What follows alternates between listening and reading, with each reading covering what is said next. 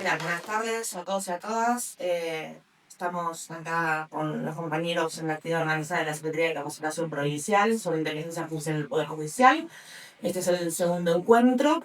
Hoy tenemos dos paneles. El primero sobre herramientas legales para los trabajadores, a cargo de Rodrigo Iglesias, que está allá en la punta, que es abogado, trabajó como asesor en el Ministerio de Seguridad de la provincia de Santa Fe y es litigante desde hace ya varios años en cuestiones vinculadas con derechos humanos y tecnologías.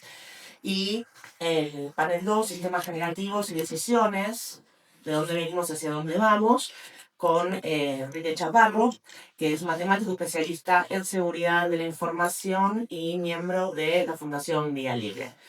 Le paso la palabra a Rodrigo y comenzamos. Muchas gracias a todos por el espacio, Marce y a toda la comisión por eso. Buenísimo. Primero que nada, gracias a todos por estar acá y del otro lado también. Gracias a Brenda, gracias a Enrique por venir. Bueno, lo primero que tenemos que saber en estas cosas es que a qué nos atendemos cuando, siendo operadores, empleados, funcionarios, abogados, lo que sea que trabajemos en el Poder Judicial, de un lado el mostrador o del otro, ¿cuáles son las reglas del juego? ¿Cuál es el marco normativo que nosotros tenemos en cuenta a la hora de decir, se puede usar IA, no se puede usar IA, se puede usar sistemas que sean de gestión autónoma, se pueda utilizar un lenguaje de inteligencia artificial que genera contenido, que lo analiza, de qué forma lo analiza, qué es lo que está abierto? Entonces, podemos ver que la normativa específica sobre IA en el Poder Judicial de la provincia de Buenos Aires, para ser preciso, no hay. Y uno dice, bueno, si no hay nada vigente, ni acordada de la Suprema Corte, ni resolución del Ministerio Público, bueno, ¿qué podemos hacer? La automatización no es herramienta de IA como vimos con la jornada anterior, con el ingeniero Fernando Villares, los lenguajes, los modelos de lenguaje para imágenes y demás. Ahora, sí tenemos algo como para poder decir, bueno, nos tenemos que agarrar de algo y arrancar. Como siempre nos vamos a agarrar de la Constitución Nacional, los tratados internacionales de derechos humanos con jerarquía constitucional, todos ellos enumerados en el 75 inciso 22, y lógicamente las constituciones provinciales, la acordada de Suprema Corte, que ustedes la conocen más que yo, la acordada 2300, que regula el empleo de ustedes en los judiciales, y los reglamentos disciplinarios del Ministerio Público, la política de seguridad de la información. Y ahí empezamos a decir, bueno, vamos a bajar un poquito y entramos a la ley de protección de datos personales, que es muy vieja, es muy buena, sigue funcionando, sigue activa con algunos parches. Hay que modificarla, seguro. Ahora no hay que modificarla a lo Macri, donde para poder opinar cualquiera de nosotros sobre la reforma de esta ley, que hoy vemos que es tan importante, nos dejaban hacer el comentario, la pregunta o la duda solamente de 140 caracteres. Menos de un tweet con identificación azul, y eso era lo que uno podía aportar para una ley, si no era convocado por Macri directamente. Ahora, ¿hay que modificarla? Sí. Vamos a juntarnos, ver qué hay que modificar y qué no y demás y todo, que con el convenio 109 Plus, o más, como quieran decirle, está bastante bien. Pero no es lo ideal porque nuestra ley es del 2000, es decir, que ya tiene 25 años y esto se va actualizando. Entonces, claro, esto es algo que va, 108 más, perdón, el convenio. Esto es algo que va creciendo y va adelantándose. Luego, lógicamente, tenemos los convenios, tenemos el Código Penal, tenemos el Código Civil y Comercial, que también se aplican a estas cuestiones. Y obviamente, JUFEJUS, en adición a la decisión administrativa 641, es algo que deberíamos tener en cuenta, que esa resolución, me van a retar, esa adhesión que hicieron de la disposición, de la decisión administrativa, sí bien digo, decisión administrativa, esa adopción que hicieron de la 641, regula todas las cuestiones de seguridad informática que deben tener los sistemas para poder trabajar, esos sistemas trabajen en el Estado. sean del Estado o de empresas que contratan con el Estado. Entonces, ¿qué pasa? Supongamos que la empresa Juan Carlos Sociedad Anónima tiene un servicio con la Suprema Corte de Provincia. Bueno, esa empresa también tiene que cumplir con la 641 de los requisitos mínimos de seguridad informática. Y si uno empieza a rascar un poquito y dice, che, pero me hablaste del convenio 108 antes. ¿De qué va el convenio 108? Bueno, el convenio 108, que lo tenemos un montón, tiene un tratamiento especializado en un tratamiento automatizado de datos biométricos. Es decir, regula la aplicación automatizada de datos biométricos, la conservación, cómo se pueden obtener, cómo se cuidan, qué cosas están para hacer, qué cosas no, qué cosas puedo compartir con un Estado, con otro no. Realmente está bien. Nosotros lo tenemos como nuestra ley, como datos sensibles, nuestra ley de protección de datos personales. Lo adoptamos como datos sensibles y está muy bien. Ahora, justamente, si nosotros generamos imágenes de contenido sensible, supónganse cuestiones ideológicas, de política, de partido, de religión, de sexualidad y demás, ¿qué es lo que estamos haciendo? Con un tratamiento automatizado de datos biométricos. Bueno, ahí tenemos que frenar y decir, bueno, tenemos este parango, vamos a ver qué pasa, ¿sí? Entonces, ahí seguimos. También la Suprema Corte tiene firmado con la UNESCO, la Suprema Corte de Provincia de Buenos Aires, un acuerdo de cooperación de abril de este año, donde dice exactamente, que lo van a leer en el PowerPoint, recomendación sobre la ética de la inteligencia artificial. Objetivo, ¿cómo vamos a llegar? Vamos a ir viendo. Recomendación sobre la necesidad potencial el acceso a la información, transparencia y gobernanza digital en el Poder Judicial. De gobernanza mucho no entiende porque no tiene nada que ver con esto. En el Poder Judicial en el marco de la divulgación de una caja de herramientas. Esto se notó. Global sobre la IA y el Estado de Derecho para el Poder Judicial. Está muy bien que es una herramienta. Vamos a ir viendo que nos va a acercar a una solución, pero que no es la solución, por diversos motivos. Que algunos ya fueron publicados en otros diarios y demás, fueron esta semana y la anterior conocidos. Las líneas de acción del programa de capacitación técnica y ética de IA para jueces, fiscales y operadores judiciales. Y ustedes dirán, qué bueno. ¿Me puede levantar la mano alguien, comentarme en el chat algo? ¿Quién recibió la capacitación? ¿Sabe dónde inscribirse? ¿Qué contenidos tiene y demás? La realidad es que no. Ahora, si bien el desarrollo de herramientas digitales para el acceso a la información pública, estrategias de mejora institucional para gobernanza judicial, me parece un poco raro, sabiendo que gobernanza es gobernanza de Internet y son todas cuestiones de ICANN y demás, y nada que ver con el Poder Judicial argentino, pero bueno, me gustaría saber cómo lo tratan. Y ahí empezamos todos a decir, bueno, si estamos acá, ¿qué vamos a hacer? Porque yo litigo, yo defiendo y querello y la verdad que uno trata de decir qué defensa puedo hacer de los derechos de los judiciales en un hipotético problema, o los judiciales qué defensa pueden hacer mía, o qué querella o lo que fuere, con IA. Entonces ahí me pongo en abogado del diablo y abogado de los trabajadores, que es lo que a mí me gusta, ¿sí? Entonces ahí empiezo a decir, bueno, ¿ante qué situaciones me pueden pactar la... si se me permite saber en qué los voy a defender y en qué los puedo atacar, y en qué me pueden defender y en qué me pueden atacar a mí? Entonces para eso abrir el abanico y decir, bueno, ¿qué es la justicia humana y qué es la justicia digital? Que en realidad me gusta decir la justicia artificial porque no tiene nada que ver si es digital o no, puede ser analógica y demás. Artificial porque es el eslogan, porque tampoco es artificial, es creado. Primero la soberanía. La justicia humana tiene una cuestión de soberanía nacional, sabemos jurisdicción, competencia y demás. La artificial no está determinada. Los derechos humanos y los delitos de lesa humanidad, ustedes se imaginan que una justicia artificial, ¿qué va a hacer cuando le digan que tiene que respetar derechos humanos y según qué alimentación tenga ese software, que cómo lo estemos alimentando, programándolo y enseñándole, va a fallar de una forma, va a fallar de otra forma, y qué va a hacer con los delitos de lesa humanidad que son imprescriptibles, cuando todo el resto de los delitos son prescriptibles? Entonces hay que decir, bueno, vamos a hacer una salvedad para Entonces lo está sentenciando antes de que tenga sentencia, porque lo estoy juzgando por delitos de lesa, si es culpable, es un lío bastante interesante. Políticas de memoria, verdad y justicia.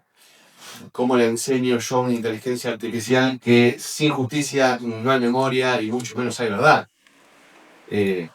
Me cuesta un poco. El principio republicano del gobierno y los deberes de fundamentación en cada una de las sanciones que sea real. Es decir, que no me invente que el agua llueve de abajo hacia arriba y que vaya así y Dios proveerá. La verdad que no está bueno. La delegación de tareas, acá sí.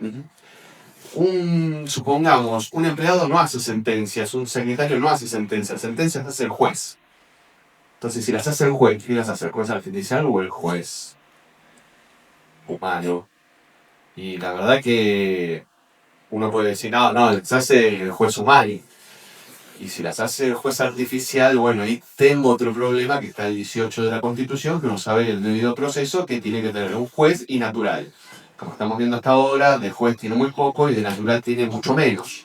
Entonces uno tiene que decir, bueno, si tengo una persona dedicada a decir cómo va a ser el destino de las personas, que hizo una carrera universitaria, que es una persona con sus errores y sus virtudes, y que tiene la decisión, vocación de haber hecho un concurso y demás para impartir justicia y decidir sobre la vida de los terceros, me parece que la justicia artificial se queda un poco atrás en fundamentaciones. Ahora, esto pueden ser fundamentaciones teóricas, pero cuando lo llevamos a la práctica, vemos que esas teorías se plasman en la práctica.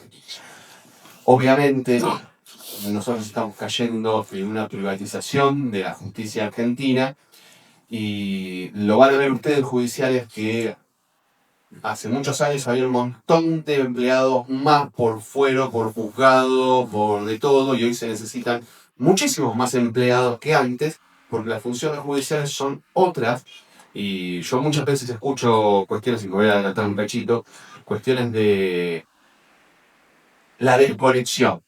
Y hay algo muy importante, ustedes tienen un horario de trabajo, hay una ley de contrato de trabajo, hay una ley de empleo público y demás, donde establecen qué horas van a trabajar cada uno y tienen un sindicato donde ustedes pueden reclamar que se los está explotando y que la asamblea del año 13 pasó hace mucho tiempo, pero la tenemos que vigente. Entonces, la desconexión que ustedes, yo escucho que hablan y tienen razón, no es que el sistema no deje ingresar escritos de 15 a 7 del otro día, sino que ustedes estén trabajando en el horario judicial y que nadie les pueda decir después del horario judicial te tenés que quedar a revisar la sentencia que el juez no hizo y vos que sos empleado la tenés que hacer para que la firme el secretario con el token que le dejó. Que muchas veces es lo que pasa.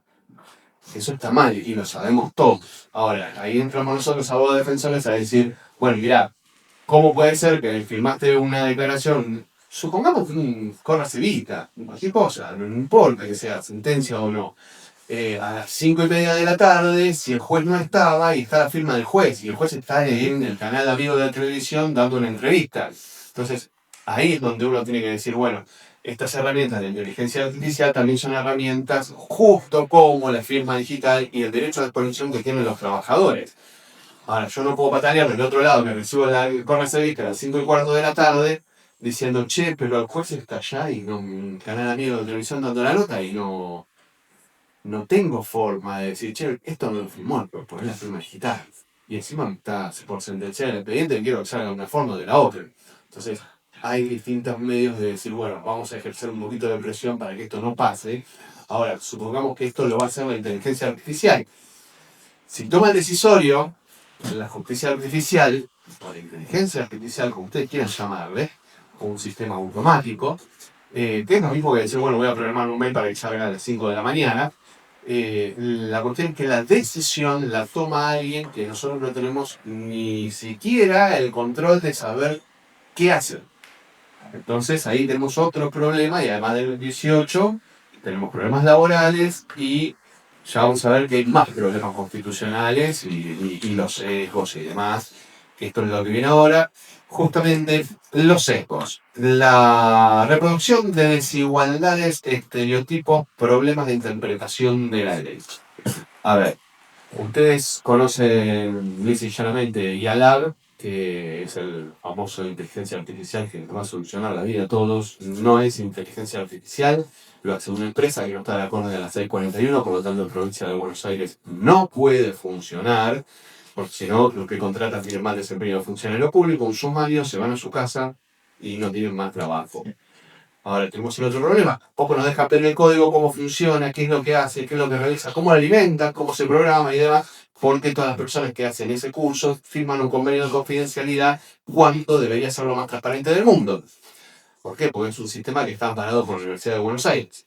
Entonces uno dice, lee la UBA y la UBA expía culpas. Y la realidad es que no. El software es software. Las culpas son de nosotros. Las vaquitas y el software es ajeno.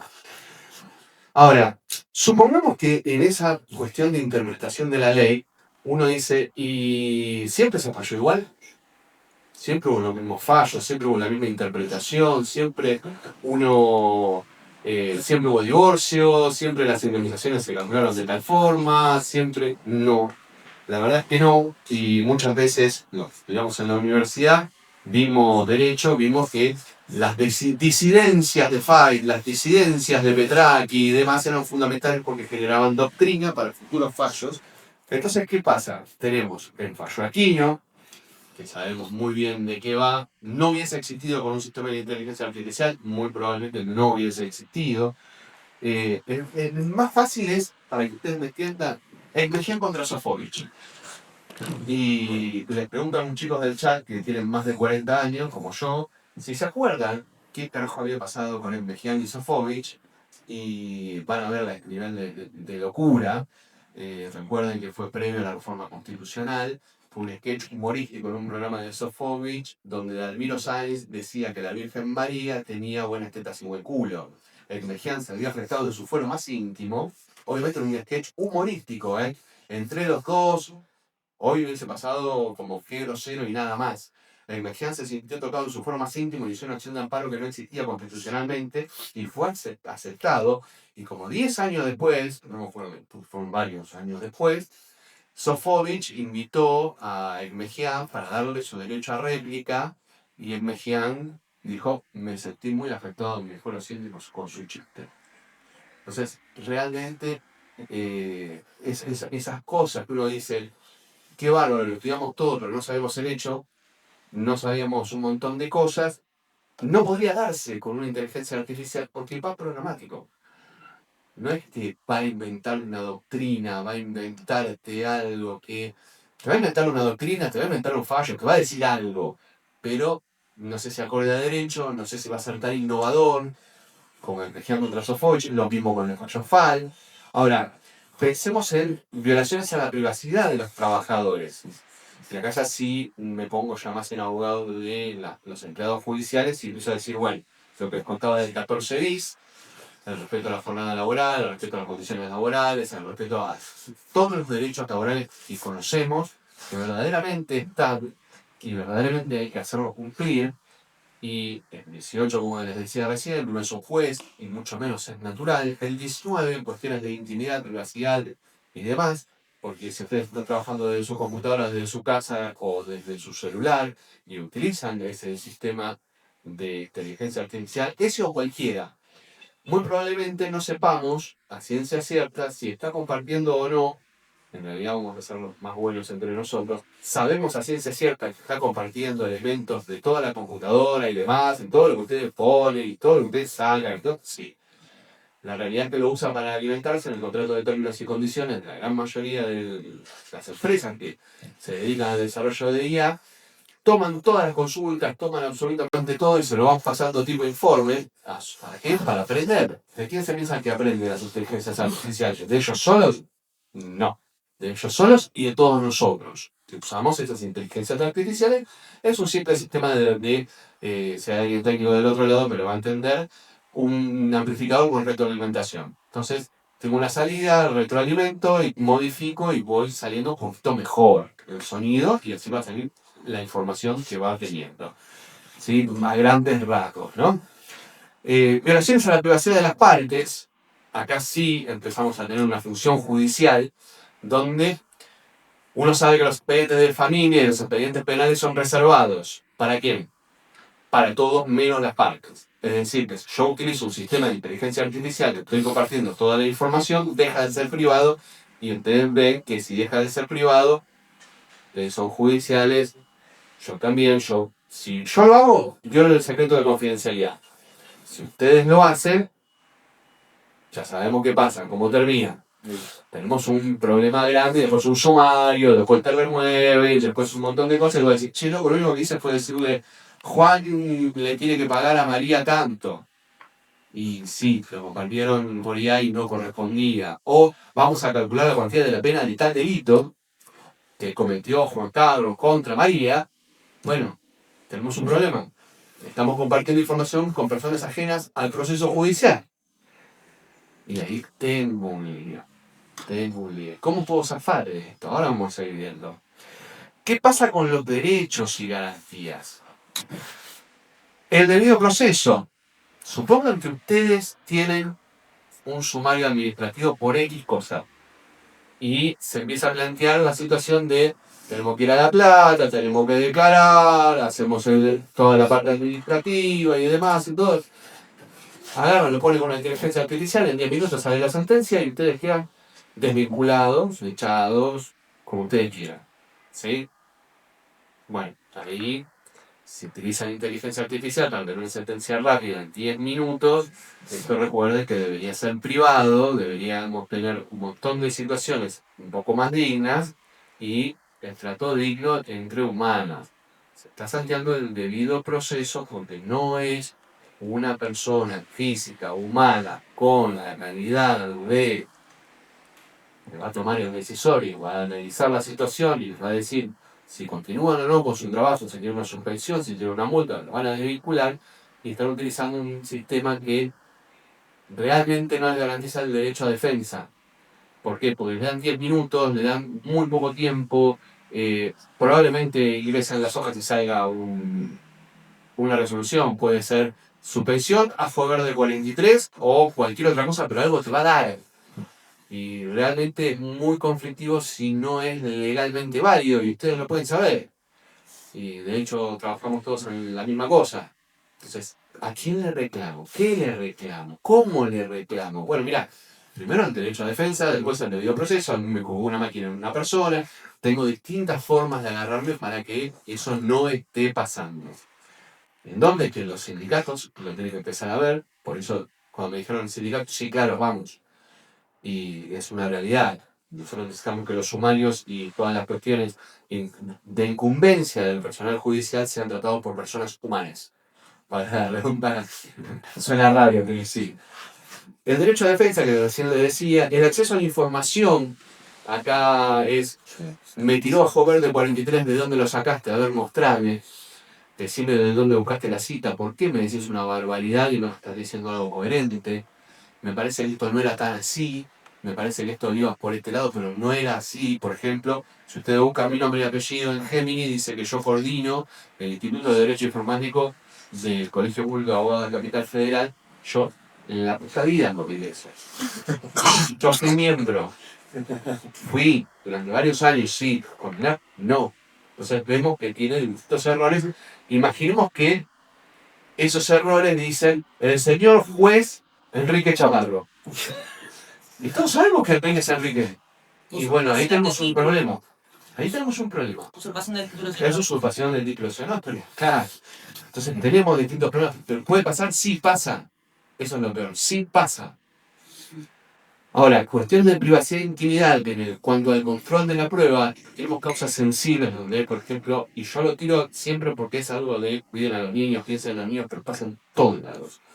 Imaginemos que tenemos material de abuso sexual infantil alojado dentro de un sistema propio con un sistema de inteligencia artificial que es propio, no es contratado a una empresa, que verdaderamente nos puede servir como herramienta, pero todo el almacenamiento lo tenemos en un storage de Google.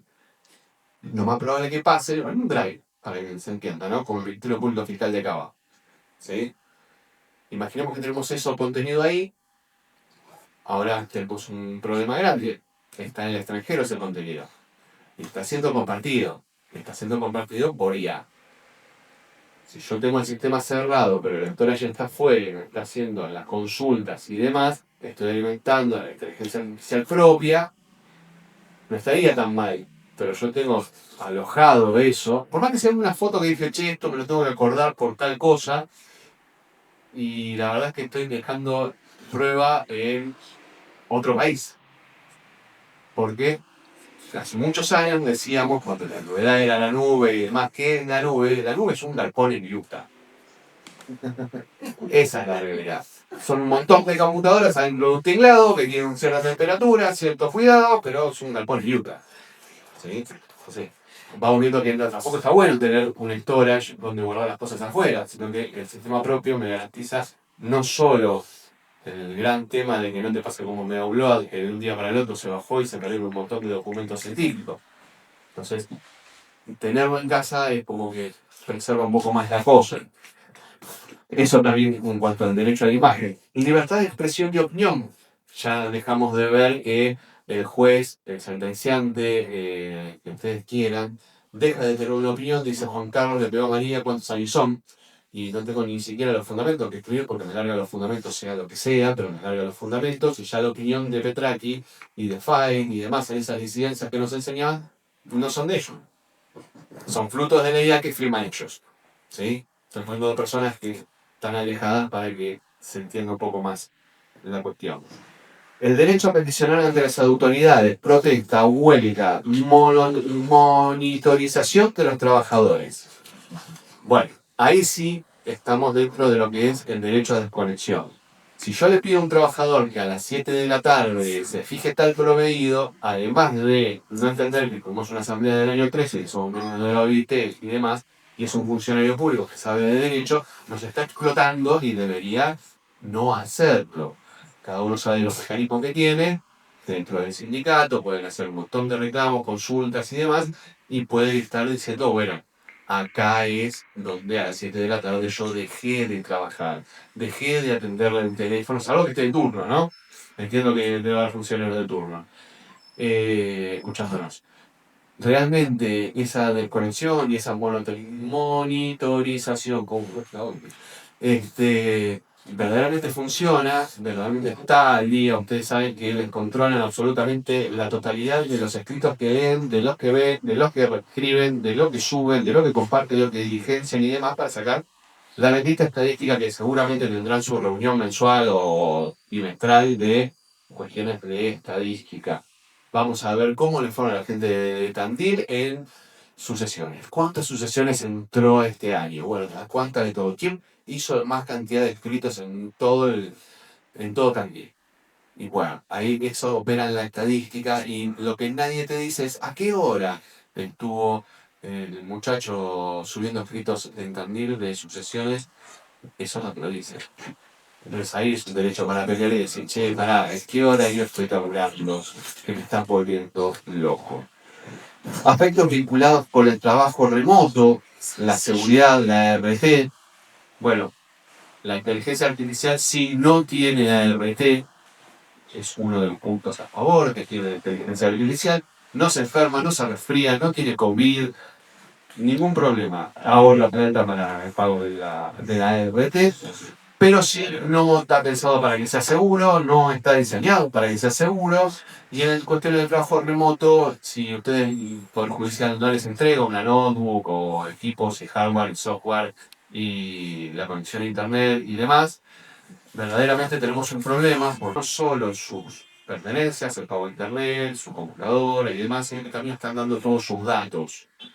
Por más que después nos digan, no, no, no, créanme, les están dando todos sus datos a una empresa extranjera que ustedes, no sé si alguno leerá código y si tiene tiempo de leer código de un software de IA. Lo que sí sé es que leer términos y condiciones de cualquier servicio de IA me da a entender de que todo lo que yo haga no es más mío. Entonces tampoco es del Poder Judicial, sino que es de la IA, de la empresa que provee el servicio de inteligencia artificial. Ahí tenemos un problema y desde el sindicato se podrían tomar muchas acciones. De hecho, como abogado del Colegio Público de Abogados de Cava, hemos visto un informe presentado y avalado por un instituto y demás que están mal hasta las definiciones. pero a grosso modo, o sea, si te das cuenta y estás mal, dice que yo de abajo para arriba, o sea, verdaderamente te das cuenta. Y estamos con un grupo de colegas viendo la posibilidad de presentar algún escrito y demás al colegio para que revean el tipo de situaciones, que no son menores. Ahí hablábamos del límite de la jornada, del derecho a desconexión, y ahora la justicia y el modelo de negocios. ¿Quién debe adaptarse a quién? ¿La justicia al modelo de negocios o el modelo de negocios a la justicia? Bueno, tenemos que hacer consideraciones bastante fuertes.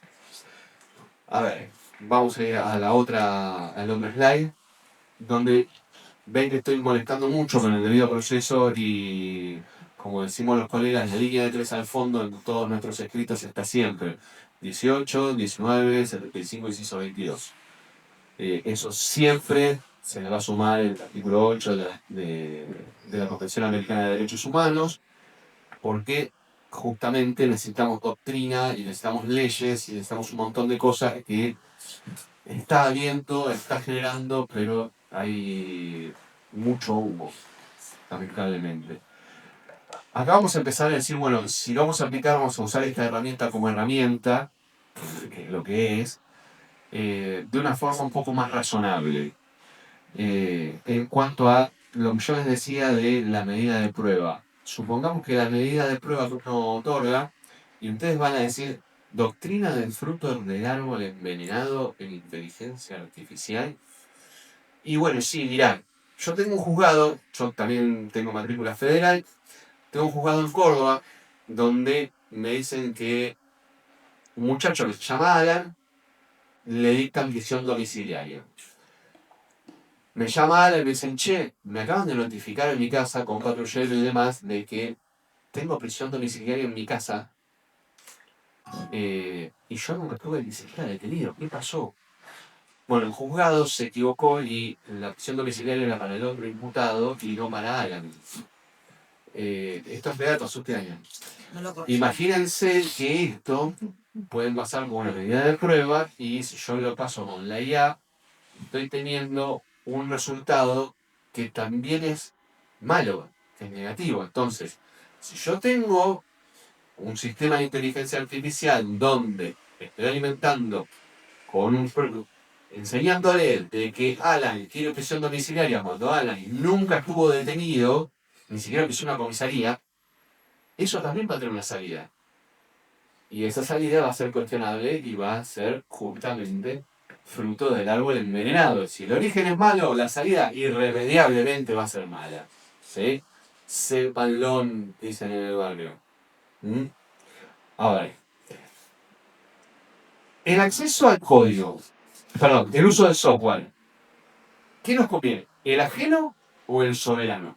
Yo les acabo de decir que si yo lo tengo en internet, anda rapidísimo, ¿eh? Ahora, si yo lo tengo en internet y me comparte toda la información, ¿lo puedo tener de una forma privada? Sí, entre comillas. Siempre y cuando nos dejen testear y demás. Tenemos que saber que ese software, si lo vamos a utilizar, una herramienta de inteligencia artificial, conviene de que lo tengamos en casa, de que lo podamos cuidar un poquito, de que podamos saber que está acá, es esto, y lo podemos usar todos, y lo podemos alimentar todos, y corroborar de qué forma lo alimentamos, y corroborar de qué forma fue diseñado, y chequear los patrones de seguridad que tiene, y que cada uno tenga el control ciudadano que se merece. Bueno, ahí cambia un poco. Ahí tenemos una situación que, ahí se aprende. Sí, tenemos una situación, les decía, que es buena. ¿Podemos utilizar una herramienta de IA dentro de servidores propios? Sí. Controlando un montón de cosas.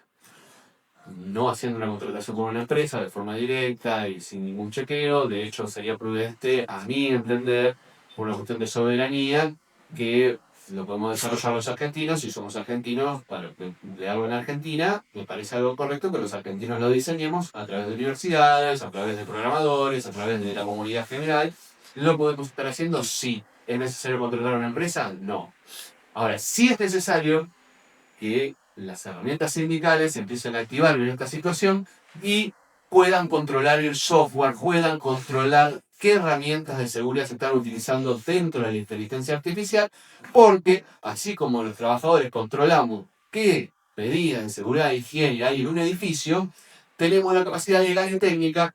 Si no tenemos la técnica, la podemos adquirir, como bien habló Fernando, diciendo, mire, necesitamos contratar una mega empresa. Bueno, vamos a ver si necesitamos contratar una terrible empresa o si podemos ir viendo qué tipo de errores hay y demás. Y podemos estar colaboraciones entre sindicatos, está el sindicato de informáticos, hay distintas cosas. Está la Fundación Sadovsky, la Universidad de Buenos Aires, la UTN, la Universidad de Córdoba. Hay un montón donde uno puede chequear las herramientas que usan, si funcionan o no, si son seguras o no. No conozco a nadie que pueda revisar un software de punta a punta de este tenor y tener la ciencia cierta de si se puede usar o no. Pero, en principio, la idea podría llegar a prosperar y el control es necesario y suficiente antes de su implementación. Y antes de, si van a contratar una empresa o van a poner plata, adjudicar ese contrato. Entonces, desde los sindicatos y desde los trabajadores en general, tenemos herramientas para poder ejercer nuestros derechos. Siguiente. Acceso al código ya les comenté un poquito, a los elementos se los comenté un poquito, y en justicia, automatización de decisiones. Bueno, acá sí ya vemos lo que viejos docentes como Antonio Martino se dedicaron toda su vida a interpretar y leer sistemas de gestión automatizada, es decir, que uno podía decirle 5 gramos de cocaína, paquetes de venta, balanza, pena. Ahora, si vos le decías falopa o droga, no te decía nada por su sistema automatizado. Si no está dentro del código penal, la pregunta no es válida. Entonces, esos sistemas de automatización, por ahí para una cuestión de multas, una cuestión de más, si se quiere, pequeña, de resolución más rápida y expedita, que no implica mucho manejo, probablemente se puede hacer. Habría que tomar el tiempo de cuánto cuesta revisar esa resolución que brinda un sistema automatizado. Porque el que firma, el que pone la firma y que va a ser el responsable, va a ser el funcionario que firma. Entonces, yo creo que el funcionario antes de firmar, calculo, va a leer qué es. Pero bueno, doctrina de arbitrariedad algorítmica. ¿Por qué de una forma? ¿Por qué de otra? ¿Sí? Ahora, ¿existe el prevaricato artificial? Y acá sí me pongo más exclusivamente a quien firma estas cuestiones. Supongamos, si alguien no lo leyó, se lo voy a contar resumidamente. En Rosario, la justicia dictaminó de que un colega mío, un abogado, un matriculado de a pie, utilizó inteligencia artificial para escribir, hacer la redacción de sus escritos y utilizó citas que eran completamente falsas. Uno puede decir, los jueces tienen tiempo para leer las citas de los escritos que escribimos, estamos re bien. Bueno, la realidad es que encontraron en un escrito de un abogado, ¿qué hicieron? Bueno, fue sancionado el abogado. ¿Bien sancionado? Sí, claro, perfectamente sancionado. ¿Por qué? Porque nosotros tenemos que bogar por nuestro cliente y hacer el mejor sacrificio que podamos hacer humanamente dentro de lo posible, pero tenemos que ir con ética, moral y un montón de cuestiones que están dentro del código de ética del ejercicio de la profesión, lo regulan los distintos colegios y tenemos las distintas sanciones. Al colega lo sancionaron. Ahora, imaginemos si esto pasa con un decisorio donde, como les contaba recién, en vez de darle la domiciliaria a Alan, le daban la perpetual. Porque mató, no sé, lo que fue.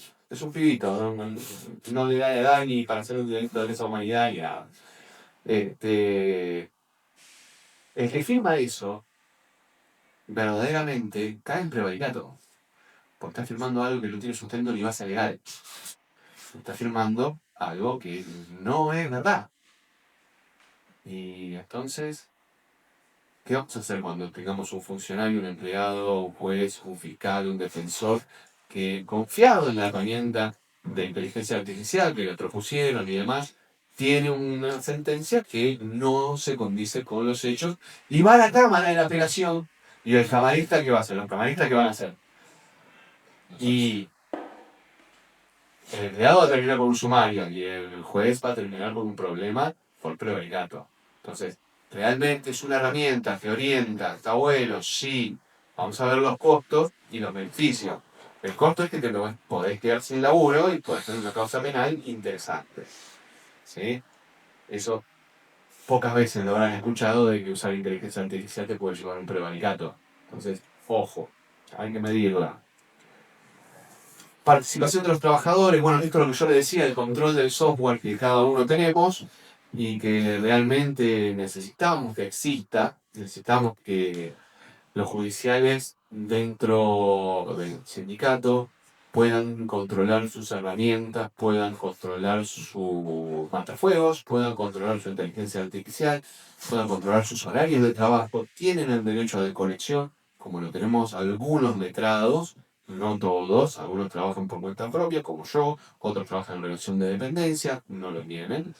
Y realmente meter un escrito a las 3 de la tarde, 5 de la mañana, a ustedes no les va a afectar lo más mínimo si se cumple a rajatabla con las 6 horas de trabajo que tienen ustedes. Yo no conozco casi ningún judicial, bien que conozco bastantes, y no solo de provincia de Buenos Aires, capital federal, sino que conozco también de Córdoba, Santa Fe y demás, Chubut, conozco bastante. No conozco uno que haga las 6 horas de trabajo. Entonces, ¿es una ficción? Sí, hagámoslo realidad, porque es lo que nos corresponde, porque somos seres humanos y tenemos vida real, no artificial. Entonces, realmente, cuando llegamos a esta situación de decir, dejo toda la inteligencia artificial para que se hagan 6 horas, total, no van a traer más trabajadores, no se va a contratar más personal, no van a enviar la plantilla de mi juzgado, de mi tribunal, de mi fiscalía, de mi defensoría, bueno, están poniendo plata en un lugar que no corresponde. Están poniendo plata en un lugar de comprar una solución tecnológica para hacer un parche de algo que no va a servir, que probablemente terminemos con problemas de privacidad, intimidad, errores de prueba, interpretaciones que son, como les decía recién, apio verde 43 en la sentencia. Y vos decís, ¿qué? Y la firma el juez. Bueno, tenemos un lío importante. Entonces, sacar un poco el humo, ver la situación de qué controles tenemos, qué es lo que podemos hacer, qué acciones podemos llevar a hacer. Lo que a mí me encantaría hacer desde el sindicato es ver cuántas consultas por segundo se le pueden hacer a esa inteligencia artificial antes que caiga. Eso es un problema de seguridad. La verdad es que no conozco el informe de alguna inteligencia artificial que se esté implementando todo el planeta de cuántas veces se le pueden hacer consultas, siendo, lógicamente, no de las que se utilizan en Internet, sino las propias, a ver cuándo se cae, cuándo deja de funcionar. La verdad que no lo vi. No quiere decir que no existan, no lo vi. ¿Sería bueno? Buenísimo. Ya vamos a ir un poco observando.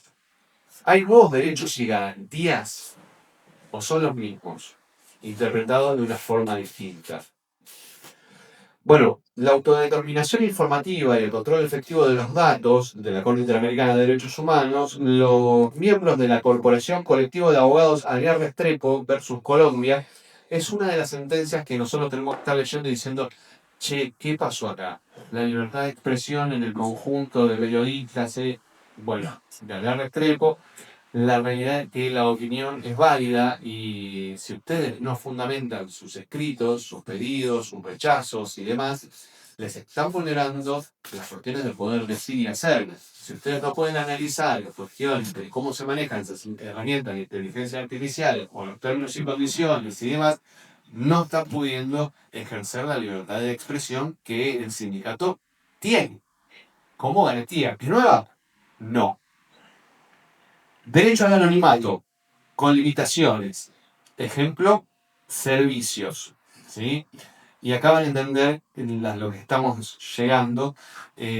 ¿Por qué digo utilizarlo de forma cerrada como herramienta que te va a acercar, te va a dar una mano? Está bueno, pero para decirles la panacea le falta un montón. ¿Sí? Y voy a ser bastante sencillo. Supongamos que tengo 60.000 imágenes de material de abuso sexual infantil y tengo un perito mirando esas 60.000 imágenes. ¿Cómo queda? Hoy lo que se hace es, con una función de hash, ver si hay colisiones de hash y ve alguna que otra si hay nueva. Con una herramienta de este tipo, automáticamente nos puede decir midiendo el fémur y haciendo un cálculo matemático, saber la edad aproximada de la persona que está en la imagen, con un rango de certeza bastante elevado. Esto los obstetras lo saben bastante bien porque miden con una ecografía, miden el fémur de la criatura, hacen el cálculo y te dicen tiene tantas semanas. O sea, si con algo chiquitito así lo pueden hacer, bienvenido. Una herramienta de este tipo para que una persona no vea 60.000 imágenes que no están buenas. Entonces, y la otra en cuanto al anonimato, que es un derecho, es decir, yo no tengo la obligación de instalar esa herramienta en la computadora que uso en mi casa, en el teléfono que es personal, ni que corra mediante el servicio de internet que pago todos los meses en mi casa. Mucha gente trabaja remoto, el Estado debería proveerles esas herramientas ya instaladas, reinstaladas y con un términos y condiciones donde ustedes saben qué es lo que hace o deja de hacer. En cuanto a la privacidad en Alavi tiene para los administrativistas, a mí me gusta mucho la versión de clase, pero a mí lo que me gusta del fallo de Alavi son las dos definiciones de datos de contenido y datos de tráfico. Si yo recopilo esos datos de tráfico, tengo un dato de contenido. Si yo voy recopilando todas las veces que voy caminando, sé por dónde fue esa persona. Esos son datos de tráfico. Los datos de contenido es verdaderamente lo que dice el dato. ¿Sí? Pero si yo voy recopilando cada paso que va dando la persona, sé todo el recorrido por donde fue. Entonces, eso también lo tenemos que tener en cuenta porque si yo me voy conectando a distintos Wi-Fi, de distintas formas y demás, también estoy compartiendo datos de tráfico que terminan siendo datos de contenido. Entonces, yo sé que, no sé, tal persona vive en el barrio de Chacarita. Entonces, tengo un tema ahí que no está bueno y que lo voy a compartir sí o sí, porque su objetivo es aprender. ¿Para qué? Para después darle un resultado sobre la pregunta que vos pongas. No importa si es verdad, mentira o lo que sea, te va a dar un resultado. Derecho a la portabilidad de datos, que tampoco se habla mucho. Si yo quiero cambiar de un sistema de inteligencia artificial a otro, ¿cómo hago? Juan Carlos, pasame los manuales de Capelú 4, 5 y 6, te los pongo a vos.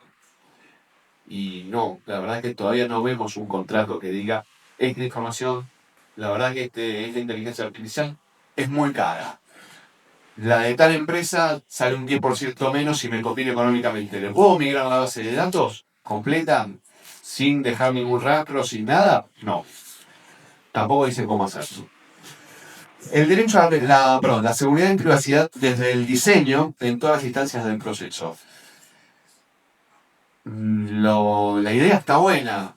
Hay una máxima que dice que conocemos los sistemas informáticos que han sido vulnerados y no conocemos sistemas informáticos que verdaderamente fueron vulnerados, pero todavía no sabemos. Sabemos que todos son vulnerados de una forma o de otra y de hecho el mejor ataque es el en que uno no se da cuenta. Entonces ahí tenemos otro parangón que, si bien está bueno que la seguridad y privacidad por defecto es una idea muy, muy buena, se tiene que cumplir y es uno de los puntos a los cuales hay que apuntar cuando se desarrolla sistemas o software en la República Argentina, sea cual sea su objetivo, es una idea buena, sí, claro. Reporte de vulnerabilidades por parte de la población como nueva forma de participación ciudadana activa.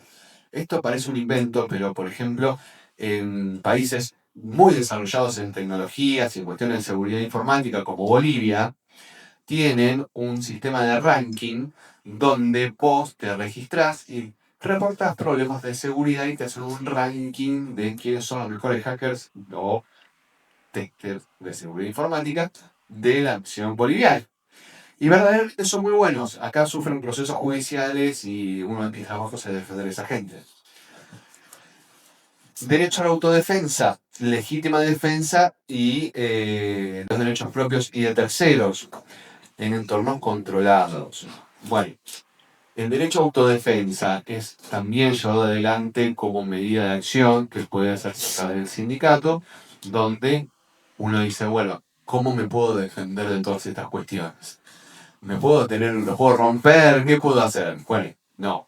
Hay que generar un plan de trabajo, hay que hacer algunas cosas, pero sí, el plan de autodefensa y la legítima defensa, cuando uno dice, señor juez, usted firmó un escrito donde dice que Independiente no es el campeón del mundo de todas las copas de las Libertadores, y la realidad es que sí lo es, y el señor juez se equivocó.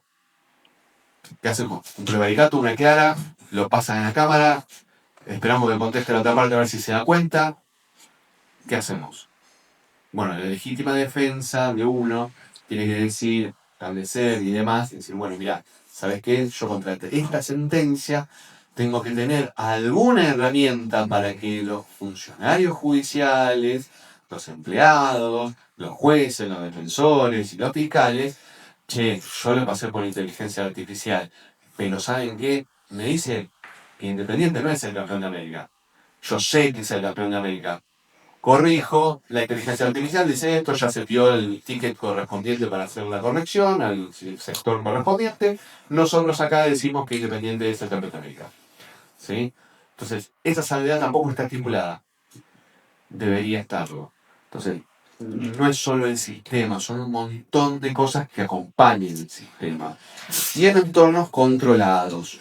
Es decir, no puede pasar que una persona externa de otro país, o pongamos por cercanía nada más, de Uruguay, diga, a ver si el software de inteligencia artificial argentino también está en tema de que está en Uruguay o está en otro país y utiliza una VPN o lo realiza por Tor. Yo recuerdo cuando fue atacado el sistema de voto electrónico de la Ciudad Autónoma de Buenos Aires, ya por el 2015, fue la primera elección donde fuimos atacados por 5 personas en Estados Unidos. Obviamente uno sabe que es a través de la Red Tor, distintos nodos de salida de la Red Tor, desde Texas y Houston, se atacó el sistema de votación de Mauricio Macri. Sí, está documentado y está en un expediente judicial. Y verdaderamente necesitamos que eso no pase en el software de inteligencia artificial que va a ser utilizado como herramienta. Entonces son entornos controlados. Vamos a tener en cuenta, recién le decía, no existe la nube, solo la computadora de alguien más. Esto es una verdad. Y acá hay algo que, si ven ahí a la izquierda, y de hecho ahora lo van a escuchar bastante en tele, dice algo así como explotar vulnerabilidades de Celebrite, el UFED y el Physical Analyzer desde aplicaciones y sus perspectivas. Esto es del año 2021. Hoy por hoy, todas las fuerzas federales del país, y lo van a ver con el teléfono de Sabas Montiel, está en YouTube, lo pueden ver. O sea, verdaderamente es muy interesante ver en YouTube, si tienen tiempo este fin de semana que va a venir en Santa Rosa. Hay un video que dura unas 3 horas, por eso dije que tengan tiempo, pero es un curso avanzado de todo lo que no hay que hacer en evidencia digital forense para el proceso penal. ¿Por qué? Porque todos esos servicios de fuerzas federales utilizan el Celebrite UFED y el Physical Analyzer y verdaderamente tienen problemas de seguridad. No podemos decir que no, lo sabemos desde el año 2021. No podemos asegurar de que esa prueba no haya tenido ningún ataque, de que la PSA, Policía Federal, Gendarmería y demás hayan sufrido algún ataque, hayan sido vulnerados o no. Podemos suponer que sí. Deberíamos repetir las pericias todas, 2 veces a ver si tenemos el mismo resultado. O implementar algo mucho más lindo, más seguro, que es el desarrollo de esas herramientas en Argentina, estar a la par de todo el planeta. Por ejemplo, ARSAT podría hacerlo, brindar esos servicios a través de distintas formas. Sí, en la extracción de recolección física se pueden estar implementando, pero no en el análisis de evidencia. Entonces, eso por un lado. Por el otro, sobre la derecha, van a leer una orden ejecutiva de prohibición en el uso de los Estados Unidos de América de software, de contratar software comercial para ver los riesgos que tiene la nación y demás. Bueno, esto es como contratar un software de seguridad o de interceptación de datos y demás a empresas comerciales, o sea, de espionaje básicamente. Esto se utiliza a nivel masivo y mundial, lo utiliza el país. De hecho, Patricia Bullrich lo trató 2 veces, una para el G20 y ahora el año pasado. Esto está prohibido en Estados Unidos contratar esto, porque se pidió de muy buena gana dejar un par de puertas traseras e informárselas al gobierno de Estados Unidos para que puedan acceder gracias al convenio de ciberseguridad de Budapest, en el cual nosotros adherimos, desde cualquier lugar del mundo. Entonces, ¿pasa? Sí, claro que pasa. Con orden judicial y sin orden judicial. Las de las órdenes judiciales se da por ex post, porque se crean las causas en Argentina. Yo te llamé desde Italia, por ejemplo. Me ha tocado una causa con Italia, sí. Te allané desde Italia, allá vale el allanamiento a distancia, acá no. Lo tomo por válido. Lo tuvo servir de cubría de causa. Entonces, claro, estos software que en todo el resto del planeta valen, en Estados Unidos no se pueden ni siquiera contratar. Y realmente estos software se empiezan a utilizar como Pegasus, como software de origen israelí, software de uso de otros países. Y realmente estos cuidados deberíamos tenerlos. ¿Y por qué estamos hablando de esto en una charla de IA? Bueno, porque justamente estos servicios también utilizan herramientas de inteligencia artificial, los cuales no sabemos ni cómo se están alimentando, ni de quién son, ni de parte de quién, ni mucho menos, pero sí sabemos que, por ejemplo, Gemini, que es una inteligencia artificial un poco conocida, de Google, sí tiene acceso a Estados Unidos, el FBI, la CIA y demás, sus cuestiones de seguridad, donde pueden ingresar a cualquier consulta y demás, y ingresar a distintas cuentas y todo de ciudadanos que están por fuera de los Estados Unidos, que es justamente lo que un tal Edward Snowden venía denunciando de qué pasa con los extranjeros y con los nacionales, porque le cuesta mucho diferenciar. La inteligencia va y hace, el programa va y hace, no distingue. Entonces, ¿cómo es en el futuro para esto? Bueno, sería prudente tener herramientas de inteligencia artificial dentro del Poder Judicial que nos van a brindar, acelerar algunas cosas que un sistema autónomo, automático, como quieran llamarles, lo estaba haciendo, lo puede hacer. Que cuestiones de multa de tránsito, cuestiones menores, podrían estar haciéndose, sí, siempre con el control humano posterior. Debería ser dentro de una infraestructura propia, dado que también va a ser una infraestructura crítica del Estado Nacional. Deberíamos tener participación los trabajadores, la ciudadanía, los gobiernos, los sectores académicos, las ONGs, organizaciones de la sociedad civil ahora, y después ver si necesitamos contratar algo afuera porque verdaderamente no lo podemos hacer. Y acá sí, los contratos de términos y condiciones en cuanto a la confidencialidad de lo que uno se encuentra, no está bueno. Los términos y condiciones deberían ser negociados. No es un contrato de adhesión. El Poder Judicial no puede, por motus propio, porque le sale más barato o porque está de moda, darle a una empresa privada el control de todo el Poder Judicial. Entonces estamos privatizando la justicia de una forma bastante mala y no contratando más personas. Que las que votan, comen, viven, se desarrollan y son reales, son las personas. Entonces, en base a esto, tener en cuenta los posibles sumarios, los posibles problemas que uno puede llegar a tener y como abogado litigante, los problemas que tenemos nuestros abogados también los deben tener los judiciales. Bueno, esto sería un buen momento para decir, si llega a pasar, que va a pasar, de tener algún sumario, de tener algún problema por utilizar una herramienta de inteligencia artificial para emitir una sentencia o para emitir un córrese vista, no importa, verdaderamente estar al tanto de lo que está pasando, estar al tanto de la seguridad de los datos, estar al tanto de que la procuración, si tanta plata tiene para pagar un servicio de inteligencia artificial, unos mangos para pagar el servicio de internet, la notebook que corresponda, la cámara web y demás, también saber que su horario laboral no tiene nada que ver con la desconexión digital. Su horario laboral está en una ley, la 2300, que son 6 horas, que ustedes tienen derechos y que el sindicato los hace valer siempre, y que la desconexión es otra cosa, ¿sí? Porque ustedes tienen un horario laboral. Deberían empezar a ver si se cumple o no. Ya lo están haciendo, entonces verdaderamente están haciendo bien. No se dejen embaucar con gente que les dice la IA les va a solucionar la vida, la desconexión les implica que los abogados o ustedes mismos o el que sea no pueda cargar un escrito a las 3 de la mañana, porque eso es irreal. Lo que sí necesitan es un montón de contrataciones y elementos. Y recuerden que una inteligencia artificial muy pocas veces puede darte una respuesta acertada y válida en cuestiones novedosas. por ejemplo en el fallo latino, por ejemplo en el Mejiam. Entonces, sabiendo eso, o vamos a hacer una máquina de chorizos y salen todos más o menos iguales, o vamos a ejercer lo que sabemos hacer, que es el derecho. Buenas tardes, gracias por la invitación. Disculpas por el estado del resfrío, así que por ahí en algún instante de la locución va a resultar sonoro estornudo. Esperemos no ser mi cara de Croft, que es feo. Eh, Ustedes seguramente recuerdan los trabajos de Hércules. Mito de Hércules y los trabajos que le tocó hacer para compensar el canal de guerra.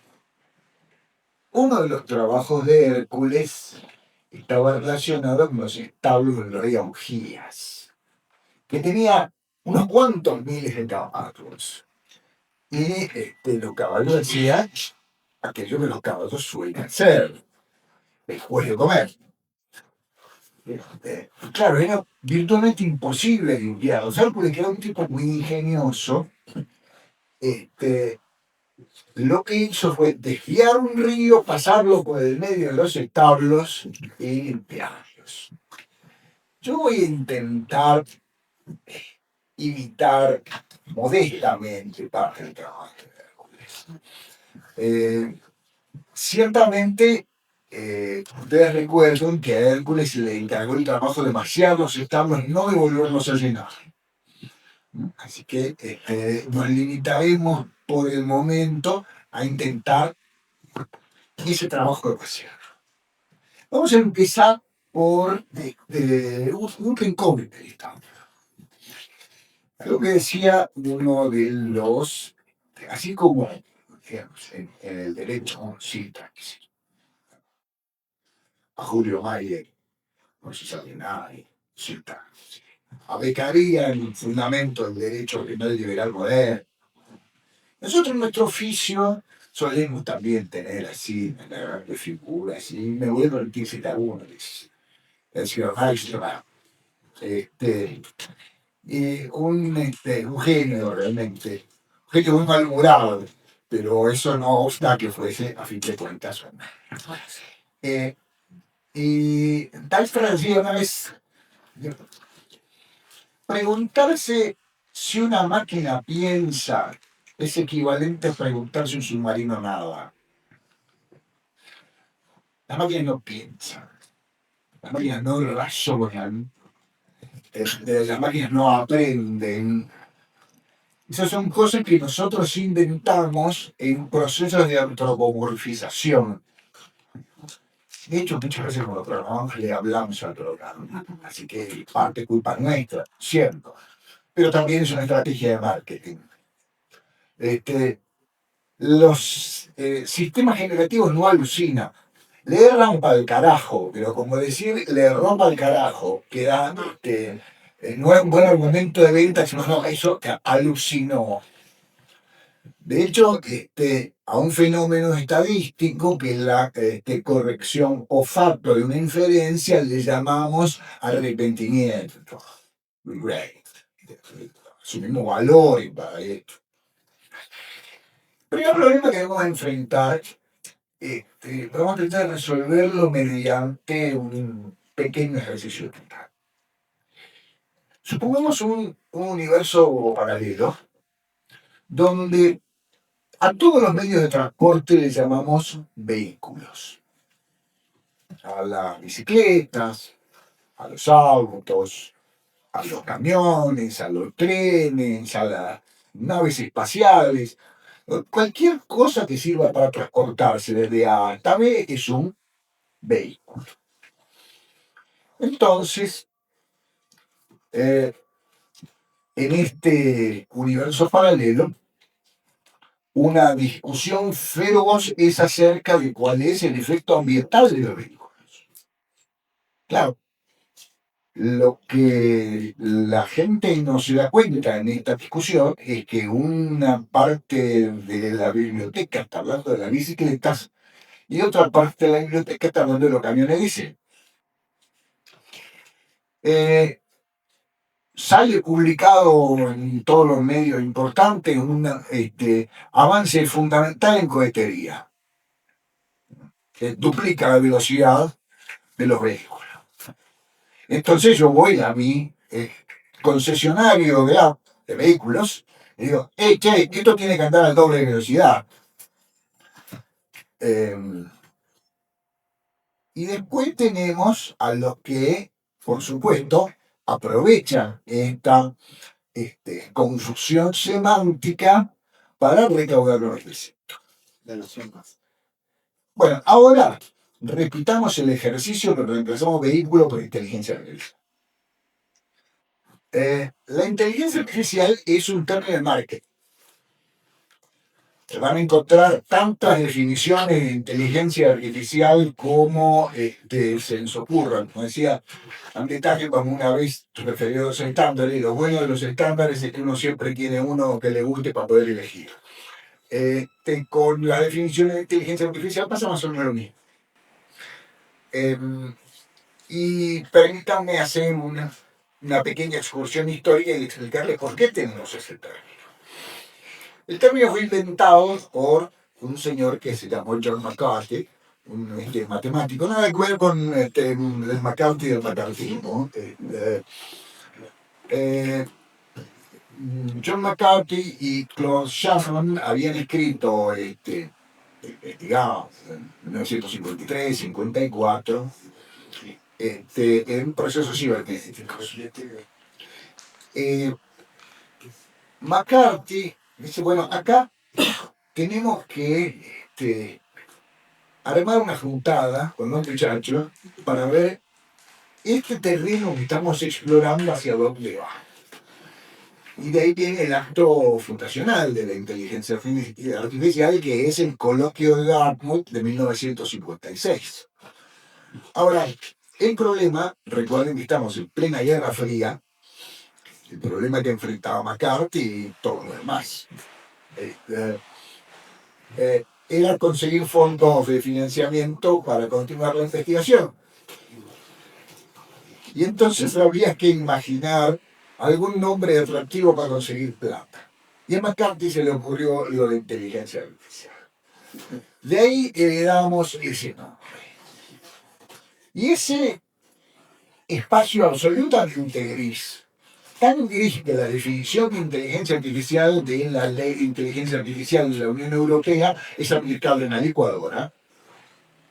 Remásenla cuidadosamente la definición de la OCDE, lo mismo que en realidad la Unión Europea, de la OCDE. Cualquier programa trivial en esa definición es inteligencia artificial. Pero por supuesto uno puede elegir la definición que quiera. Ahora, el campo, que tiene fronteras muy grises, por lo que acabamos de decir, en realidad comprende montones de cosas. Entre esos montones de cosas hay un segmento en particular que nace de una vieja ambición parecida a la del doctor Frankenstein y que es imitar la lógica de las neuronas humanas. Es la aparición de las redes neuronales. En realidad las redes neuronales existen. Lo que llamamos inteligencia artificial es bastante viejo. No es así, ¡ah! ¿Qué pasa? ¿Nos despertamos hoy? No. Ustedes saben, el concepto lógico de neurona es de la década del 40. La primera neurona artificial es de 1956 o algo así. El primer programa de interpretación del lenguaje natural en 1963. Son cosas que tienen más de 60 años.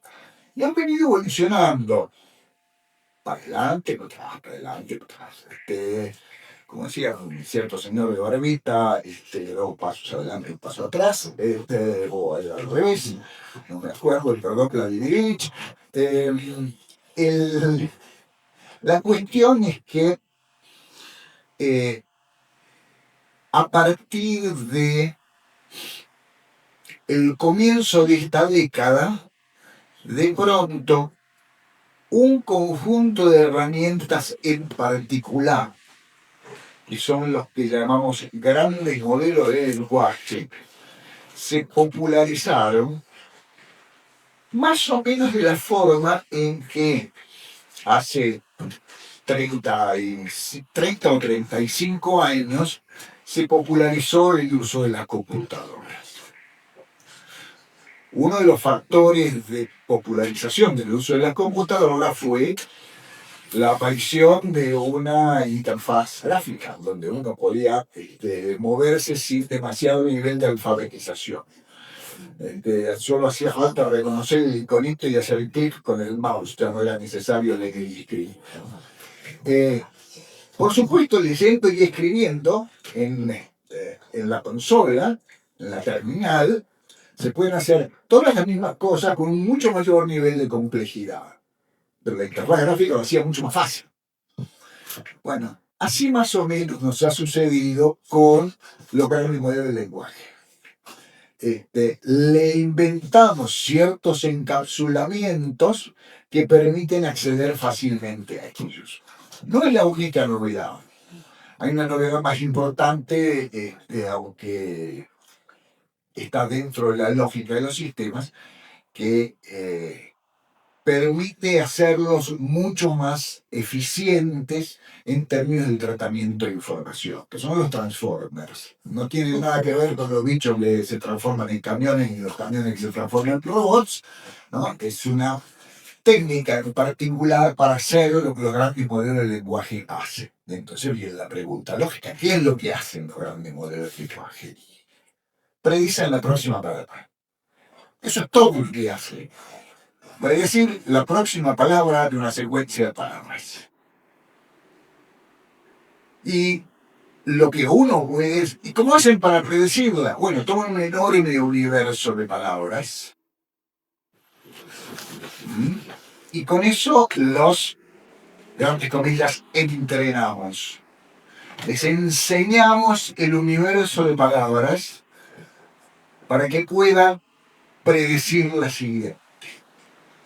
Si yo digo en el cielo las estrellas, en el campo las, todo el mundo, o casi todo el mundo va a contestarme espinas, y alguno va a decir esperma ejemplo en moto. Pero no fue en el campo, se llama el jueves. Ahora bien, si yo le digo a un modelo de lenguaje en el cielo de las estrellas, en el campo las, y generalmente me va a contestar espinas. Y esto sería muy aburrido. Entonces lo que hacemos es regular las probabilidades para que elija la próxima palabra. A eso le hemos puesto el nombre de temperatura. El modelo de lenguaje tiene temperatura. La temperatura es más cercana a cero, el modelo es más rígido y va a contestar siempre espinas. Todas las veces. Los miles de millones de veces que le preguntemos, va a contestar con el siguiente término con mayor probabilidad en el universo de probabilidades de los términos. Si yo le corrijo un poco la temperatura, entonces no siempre va a tomar el más probable, sino que va a tomar uno con ligeramente menor probabilidad. Por eso no siempre nos contestan lo mismo. Háganle su bot favorito, háganle la misma pregunta en términos semánticos, una pregunta que signifique lo mismo, con por ahí alguna ligera variación sintáctica, y se van a encontrar que se contestan cosas distintas, a veces directamente opuestas. Pues no tiene valores de verdad, solo tiene valores probabilísticos. ¿Cuál es la palabra que sigue a esta? Y realimento a la palabra que sigue a esta, que sigue a esta, ¿cuál es? Y así sucesivamente. Esa es toda la magia de las inteligencias artificiales. En realidad, de los grandes modelos de lenguaje, y los usamos. ChatGPT, Claude, Jenny, Dix. Y de pronto algunos ya, pero ahora hay Modelos que razonan. No, no razonan.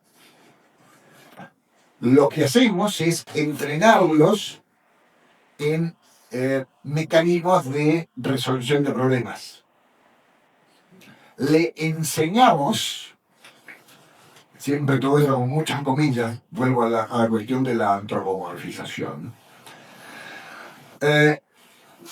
ciertos desarrollos de resolución.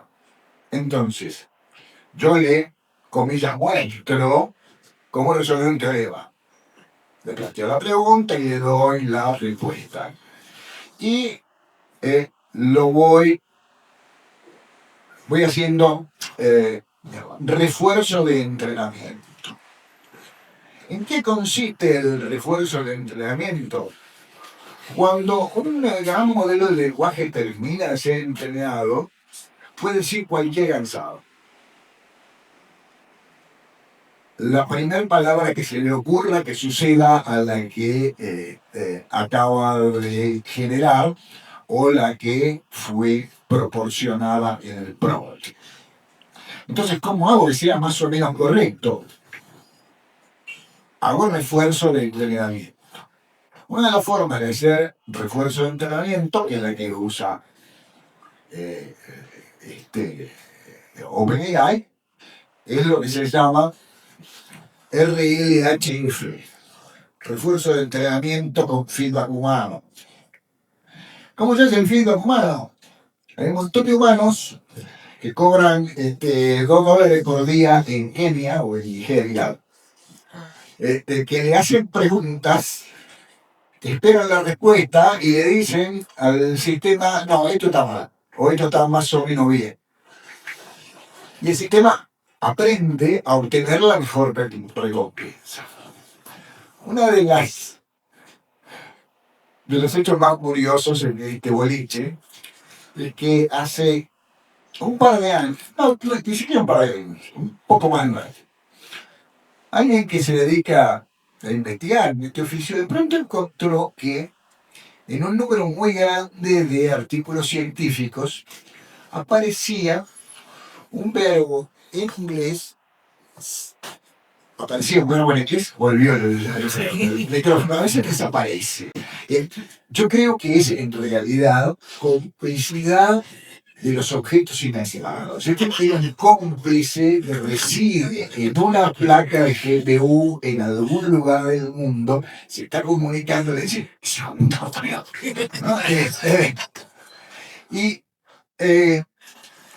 pero vuelvo a la cuestión. Aparecía con relativa frecuencia un término, un verbo, delf. Delf es buscar por debajo, inspeccionar, bucear. No tiene una traducción muy precisa en castellano. Que es muy poco común en el inglés de Inglaterra y los Estados Unidos. En el inglés occidental en general. Pero relativamente poco común y pronto empezó a aparecer con muchísima más frecuencia. Entonces, gente que estaba como cenicero muerto, empezó a registrar cuál era el incremento negativo de este término en los artículos publicados en el último año o año y medio. Y era un incremento impresionante.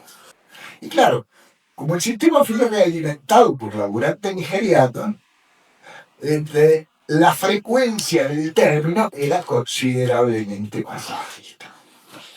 Entonces, por estos procesos de refuerzo, hay otros procesos de refuerzo un poco más inteligentes. Claude usa lo que ellos llaman refuerzo constitucional. Tienen una serie de reglas y entonces el refuerzo se controla en función de ese sistema de reglas. Pero la idea es que, en realidad, razonar es aprender cómo construir un contexto de justificación. Es básicamente eso. Muy interesante lo que pasó con DeepSeek. con Dixit R1, que es el modelo de razonamiento de Dixit. Todo Dixit en realidad es muy interesante, por eso primero porque son chicos. En segundo lugar, porque no pertenecen en particular a una universidad prestigiosa. En tercero, porque lo hacen como entretenimiento, hacen plata por otro lado. Se han dedicado por muchos años a hacer transacciones cuantizadas en el mercado financiero. Y un buen día, che, Pin, ¿cuánto nos sobra? 1.000 millones de yuanes, comprarla. Y vamos a hacer inteligencia artificial porque me gusta. Que me disculpe la gente de Dixit, por lo que tengo muchísimo respeto por el hecho de hacer este trabajo.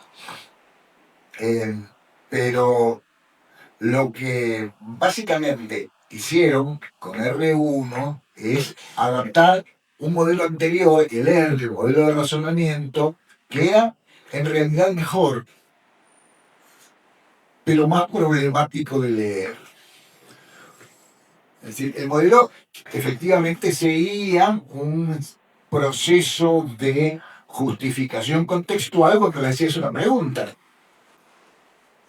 pero no necesariamente respondía en el mismo idioma en que le habías hecho la pregunta, y a veces venía en inglés y seguía en chino.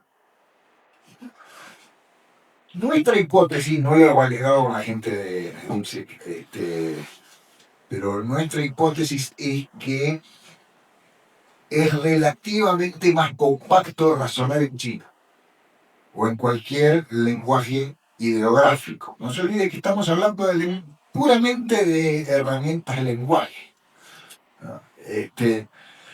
Nosotros usamos el lenguaje silábico de representación literal. Para expresar una idea necesitamos un párrafo por ahí. Un párrafo que se expresa con 2 ideogramas. Y entonces es más, comillas, fácil, comillas, razonar en chino que en algún idioma así. Pero digo, suceden estas cosas, pero el principio fundamental es este. Los sistemas generativos de grandes modelos de lenguaje solo hacen bien y muy bien una cosa: adivinar la palabra siguiente. Y eso es todo lo que hacen, y lo hacen muy bien. Ah, pero los sistemas tienen sesgo. Mentira. Un sistema bien hecho no tiene sesgo. Lo que tiene sesgo son los datos. Puede ser que el sistema esté mal hecho e induzca sesgo. Ahí hay algún algoritmo que está calculando algo mal. Pero en general, los sistemas no tienen sesgo, los buenos. Lo que tiene sesgo son los datos. ¿Y por qué tienen sesgo los datos? Primero, por la forma en que los recogemos. Y en segundo lugar, porque la realidad tiene sesgo. Es decir, la realidad es distinta de aquello que quisiéramos que fuera. Entonces decimos, no, porque el sistema discrimina a la persona de color, o a las minorías sexuales, o a las mujeres. No es el sistema que la discrimina, es el sistema, el otro, el político económico el que lo discrimina. Y entonces los datos reflejan esa discriminación. No le echemos la culpa al chancho. Acá hay algo que le da de comer al chancho.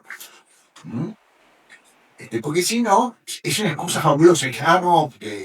Se equivocó el sistema. No, el sistema no se equivocó.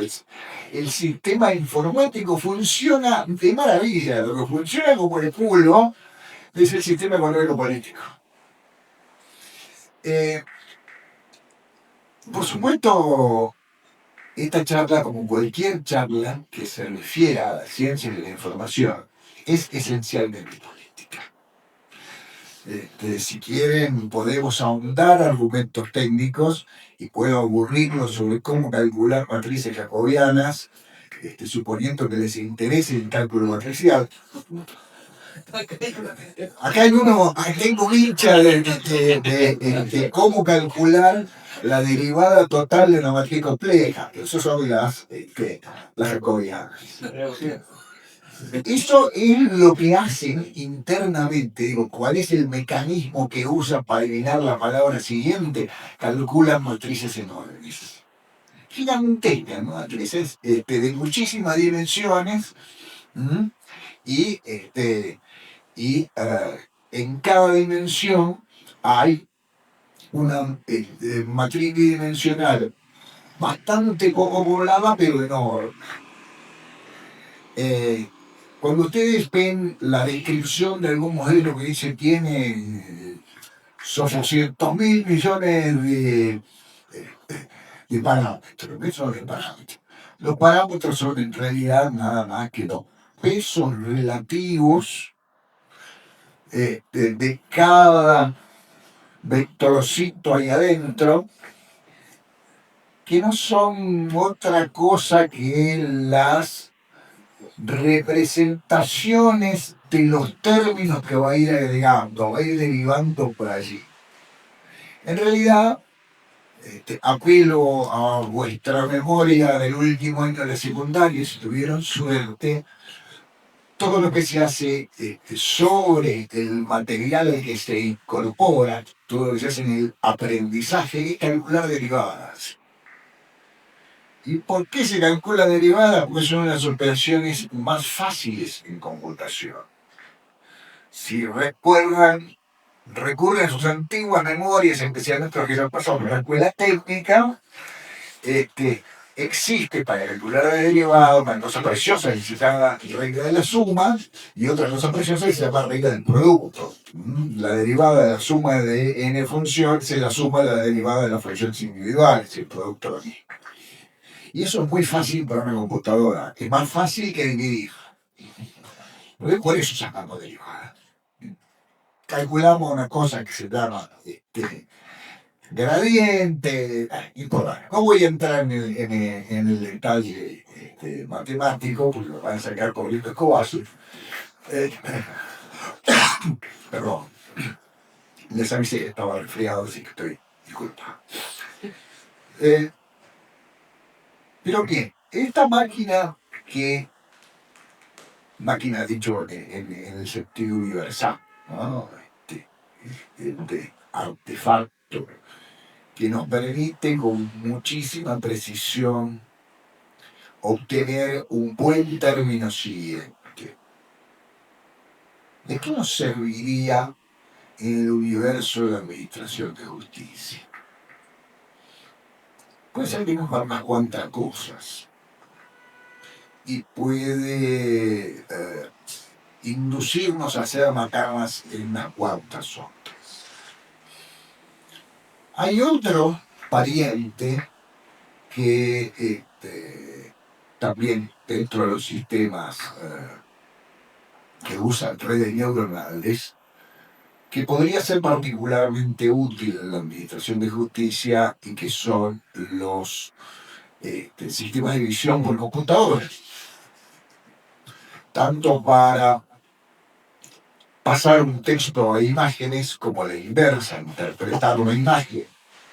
Muchas veces es particularmente difícil cuando uno tiene una imagen fragmentaria, causa, una fotografía borrosa, tenés un texto antiguo y medio borrado y el único documento que tenés disponible fue el lavado adentro de unos jeans. Bueno, ahí pueden ayudar este tipo de herramientas. Hay unas cosas maravillosas que he visto en reconstrucción de escrituras antiguas. ¿No? Antiguas me refiero de hace 30 siglos. Entonces son cosas muy fragmentarias se han probado con la reconstrucción de estos epígrafes, luego le tiran los fragmentos, decir, ¿qué te parece que dice acá? Y la verdad es que tiene un alto porcentaje de exactitud, en reconstruir la lógica de estas imágenes y después traducirlo a un texto. Así que esto también nos puede servir como una herramienta más, así como que utilizamos herramientas para reconstruir una imagen arqueológica, utilizamos el viejo de kit. Hay muchas herramientas técnicas, no tenemos que estar pateándolas. Los sistemas de visión por computadora nos pueden servir de muchísimas cosas. De hecho, lo digo, un sistema de visión por computadora, literal, un celular, podría resolvernos con enorme facilidad los procesos de carga de las elecciones. Solo necesitamos un piecito de cartón para tener una distancia fija al acta, un teléfono celular cargado de sistema de visión por computadora, que además es muy sencillo, pues solo tiene que reconocer números. Y eso sabemos hacerlo desde hace 40 años, con mucha facilidad. Número más el aprender a leer con lupa de las redes neuronales es trabajar con un conjunto que se llama el conjunto de números del MNIST. En finales de la década del 70 y principios de la década del 80, el Instituto Nacional de Normas y Tecnología de Estados Unidos se decidió armar un conjunto estándar de todos los números manuscritos.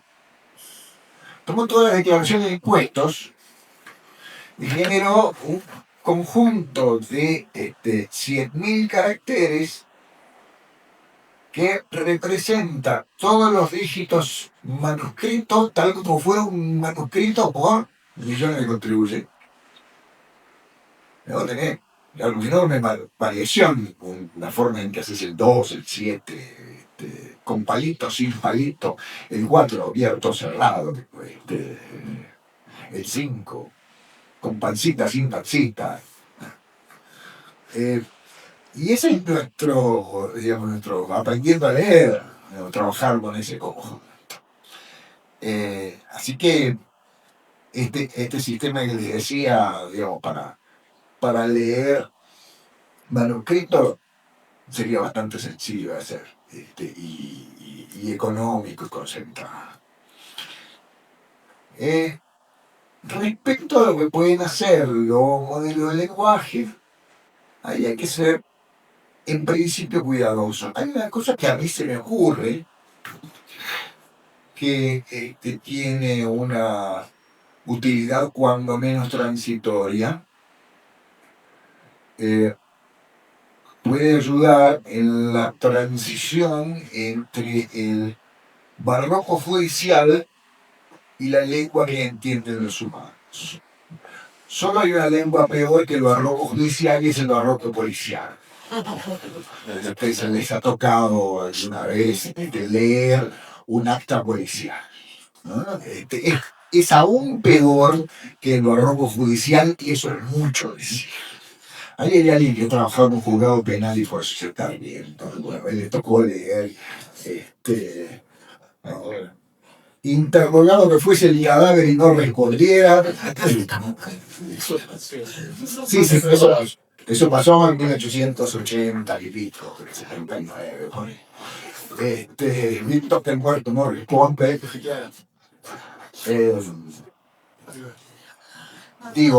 Puede servir en ese proceso de transicionar hacia un lenguaje que el común de los humanos entienda.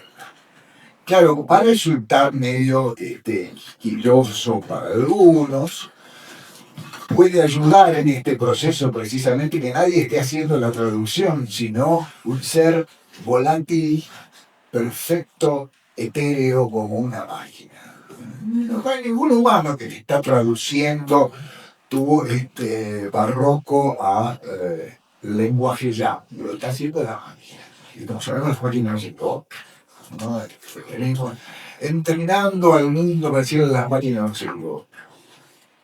Es cierto, las máquinas en general no se equivocan. Nos equivocamos en los programas. A veces se equivocan, pero estos son accidentes físicos. Sucede en el mundo de la física. Por ahí. Días de mucha intensidad de actividad solar y por ahí en serio se te cambia un bit dentro del procesador. Pasó y volverá a pasar. Tener un campo magnético muy fuerte y por cosas. Pero en general las máquinas no se equivocan muy bien de la programar. Y entonces podemos recurrir a esta sabiduría generalizada para insertar este proceso de comunicación del lenguaje. También puede servirnos en términos de interpretación y de síntesis. Yo diría que en más de una ocasión, ya que he ido el palo por el lado de los que juzgan, aplicaré también el justo palo por el lado de los juzgados. Hay escritos de abogados que no saben qué puedo decir. Lo ratifique acá, le ponga ahí el nombre. Sí, tenía que tener una aclaratoria al demandante. ¿Qué pediste? ¿Qué es esto? ¿Qué es esto? ¿Con qué se come? Y lo he visto con firmas relativamente prestigiosas. Por supuesto no me refiero a los asesores letrados del señor presidente, de lo único que son los orientales, no pueden redactar ni este nivel de tercer grado. Pero lo cierto es que también servirían como mecanismo de interpretación. Pueden servir como mecanismo de traducción, son buenos traductores en general, se han perfeccionado bastante. Pueden servir como mecanismo de transcripción de voz a texto. En eso también son muy útiles.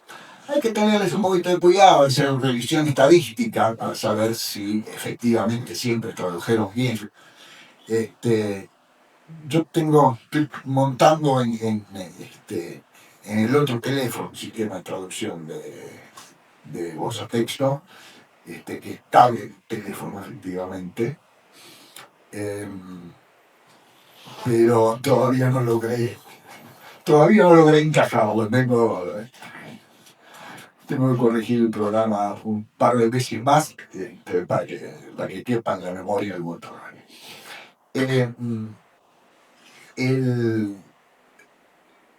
Hay un montón de cosas en las que pueden ayudar. Pueden ayudar en ciertos procesos de control de los procedimientos judiciales. ¿Qué acto procesal debería suceder a cuál otro? Si bien eso se resuelve de manera mucho más barata con sistemas determinísticos. Estamos hablando acá de sistemas probabilísticos. La desventaja de los sistemas probabilísticos es que consumen una enorme cantidad de recursos.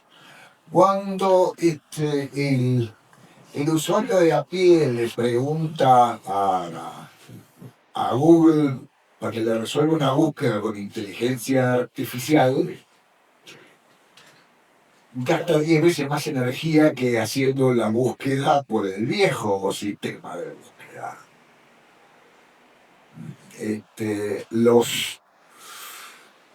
Los sistemas generativos son muy consumidores de recursos, son muy ineficientes. Piensen que para formular la próxima palabra, probablemente yo estoy gastando 3 microvatios, 3 millonésimas de vatios.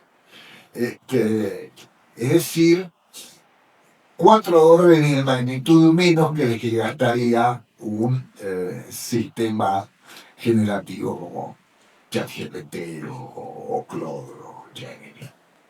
Son muy ineficientes. Somos muy energéticamente eficientes, eso depende. De hecho, también consumimos menos agua por cantidad de palabras. ¿Por qué consumen tanta cantidad de agua? Porque hay que enfriar los procesadores, esencialmente. Entonces, hay cosas que pueden resolverse por mecanismos más sencillos. Lo que no deberíamos permitir, digo, como sociedad civilizada, como laburantes, como primates pensantes que somos, es usarlos en términos predictivos que van más allá de predecir el próximo. Para hacer una pequeña disquisición del mundo de la matemática, hay esencialmente dos grandes divisiones en sistemas probabilísticos. Uno que son los sistemas generativos, de los que estamos hablando, donde básicamente lo que intentamos es encontrar la ocurrencia de algo determinado, la probabilidad, en la jerga, la probabilidad conjunta de que sucedan X e Y. Estos son los sistemas generativos, por eso son adicionantes, van sumando cosas, o encuentran un Y que emparenta con X y entonces hay un Y' que emparenta con lo anterior y así sucesivamente, and so on, diría Cicero. Y los sistemas discriminativos. El sistema discriminativo básicamente determina la probabilidad de que X pertenezca a un cierto conjunto de Y. Y son los que se usan en general con carácter predictivo, hacer predicciones hacia el futuro. El problema de los sistemas predictivos, en primer lugar, pasa por los sesgos, que como decíamos, no son sesgos de los sistemas, son sesgos de la realidad. Y entonces, el sistema que determinaba la probabilidad, la factibilidad de concederle una condicional a los presos en los Estados Unidos, claro, le concedía más condicionales a los blancos que a los negros. Porque esa es la realidad de la sociedad. Porque esa es la realidad de la sociedad. Si uno hace un verdadero mapa de calor del delito, no va a encontrar que el punto rojo-blanco está en... Claro, el verdadero punto rojo-blanco del mapa del delito está en Nordelta, no en la 1114. Ese es el cero. Ahora, un sistema equivalente acá le va a negar la condicional a un pibe que afanó un celular y se la va a dar a mi sangre. No es culpa del sistema de inteligencia artificial. No es culpa de la inteligencia artificial, ni culpa de la inteligencia de nadie, es cómo funciona el sistema sociológico. Entonces hay que ser muy cuidadoso en estos sistemas predictivos. También fallo. Permítanme contarles una esencia, algo que es esencialmente divertido y que tiene que ver con sistemas que fallan.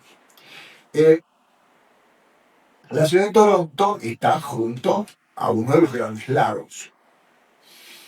El municipio de Toronto tenía un empleado municipal que toda la mañana iba, sacaba una muestra de agua del lago, la llevaban a un laboratorio, en el laboratorio la analizaban y determinaban si estaba en condiciones para ir a bañarse al lago o mejor no.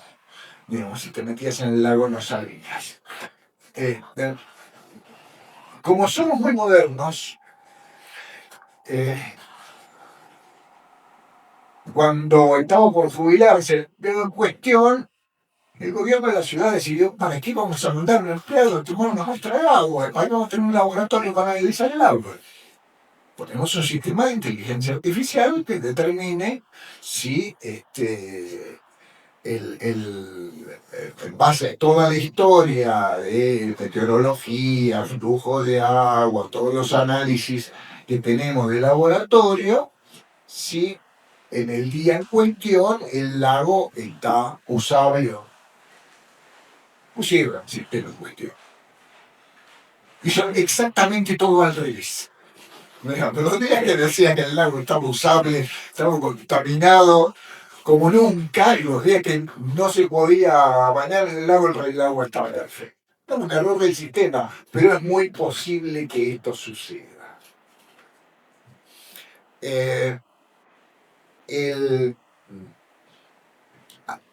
Podría traerles decenas de ejemplos de sistemas predictivos que fallaron. Y el problema es cuando los sistemas predictivos fallan en función de este sesgo que viene de la realidad, lo que hacen es potenciar el sesgo que ya venía. No sé si ustedes recuerdan una experiencia nefasta que hizo el gobierno de la provincia de Salta respecto de la prevención del embarazo adolescente. Eso fue hace 6 o 7 años, 6 años me parece, sí. Fueron 3 gestiones. Un experimento que hizo Microsoft tomando como población en riesgo las adolescentes de sectores vulnerables. Parece que los sectores medio y altos no se embarazan. En Salta, cosa que aprovechó el gobernador para sacarse una foto y ese tipo de cosas. Y el sistema resultó un predictor perfecto del pasado. Respecto al futuro no decía nada. Ahora, en general los sistemas predictivos, si están bien hechos, son perfectos predictores del pasado. Ese es un fenómeno que conocemos como overfitting, ¿no? Cuando el modelo se adapta demasiado a los datos y entonces no puede generalizar o puede encontrar fenómenos nuevos. Pero lo cierto es que me da la impresión, aquel lugar donde en la Administración de Justicia deberíamos ser más cuidadosos respecto del empleo de sistemas generativos es en la función predictiva.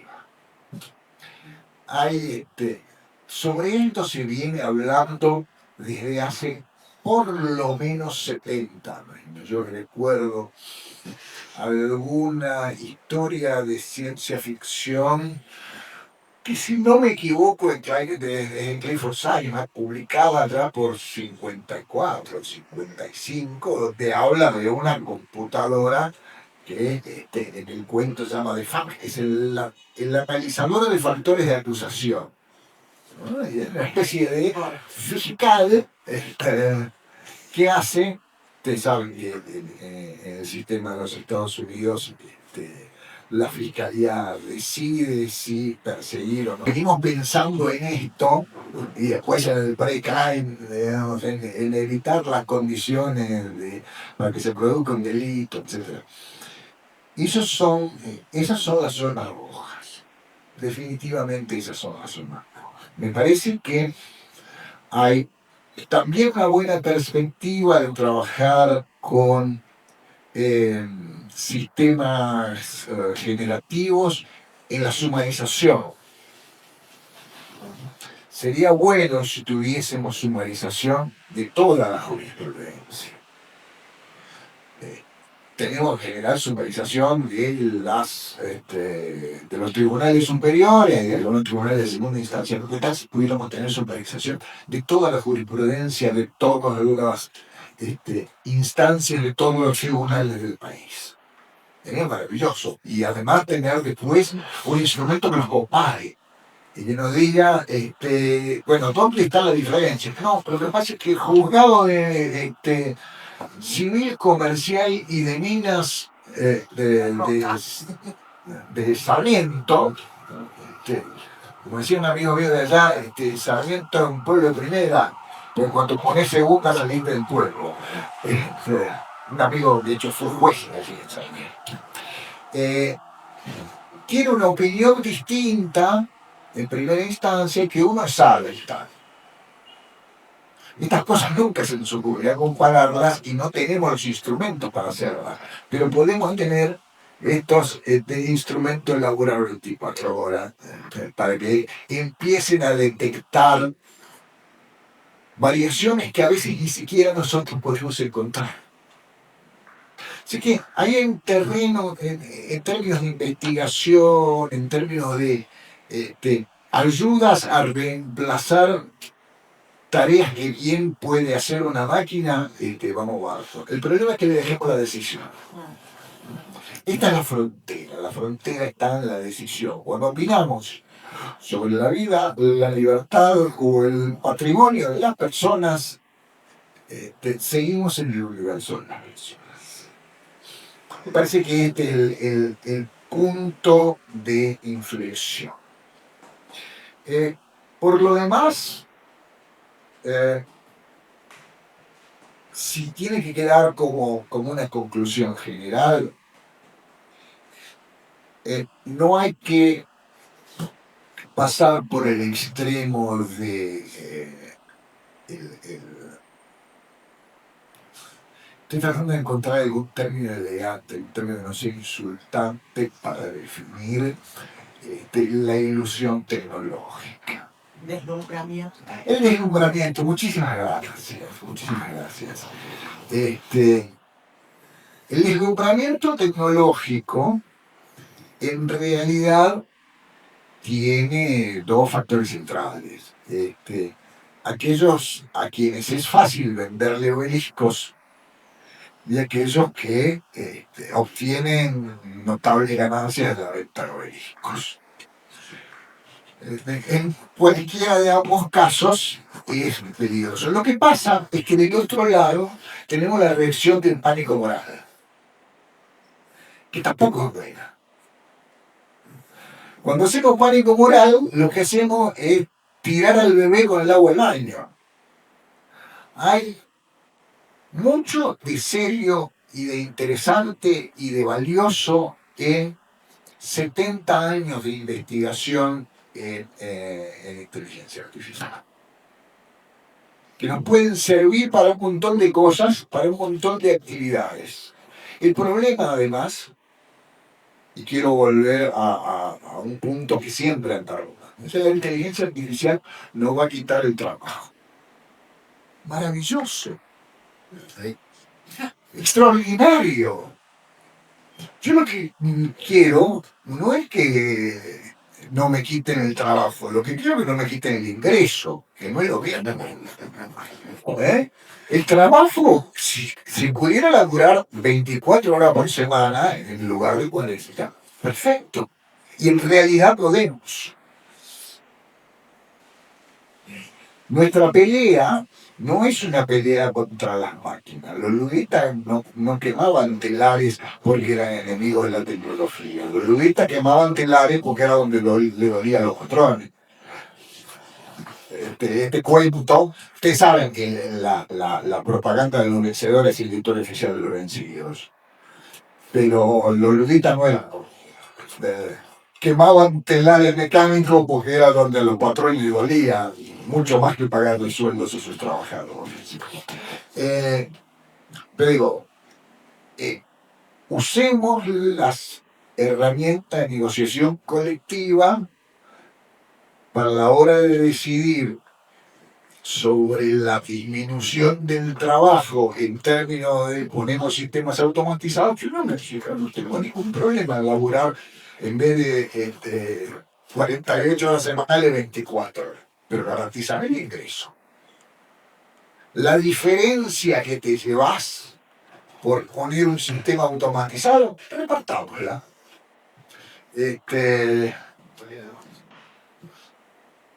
Digo, es posible convivir con una disminución de la cantidad de trabajo remunerado. Lo que no es posible es convivir con una disminución del ingreso. Entonces nuestra pelea no es por el trabajo, nuestra pelea es por el ingreso. Y nuestra pelea, en el fondo, no es por el tiempo libre, por el disfrute del tiempo libre. Así que, bueno, sigo diciendo, el futuro es complicado. En este país más todavía, donde el futuro, además de complicado, suele ser impredecible.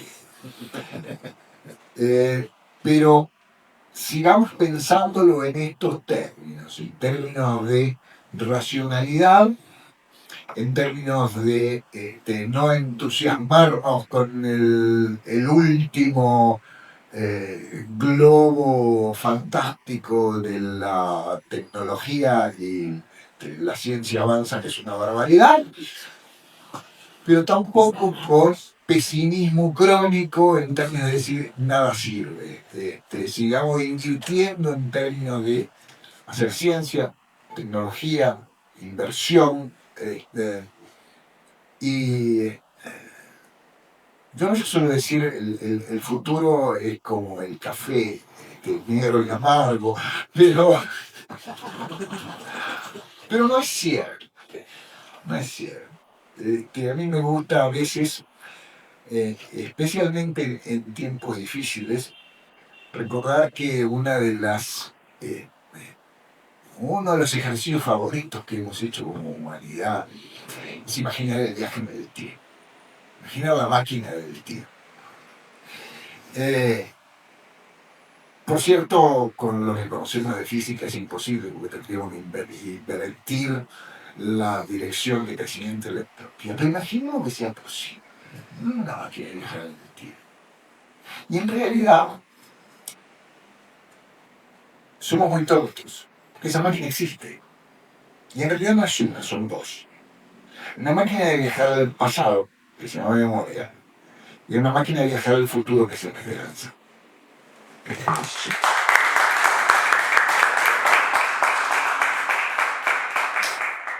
Bueno, nada, para terminar, queremos agradecer a los compañeros. La verdad que ha sido una charla muy interesante, muy clara. Me parece que son temas que fascinan, por un lado, que los compañeros utilizan sin que haya un sistema proporcionado, como decían acá, por la corte, con el cual estamos mandando cagadas todo el tiempo. Estamos probando, estamos alimentando inteligencias distintas, inteligencias artificiales con datos de los poderes judiciales.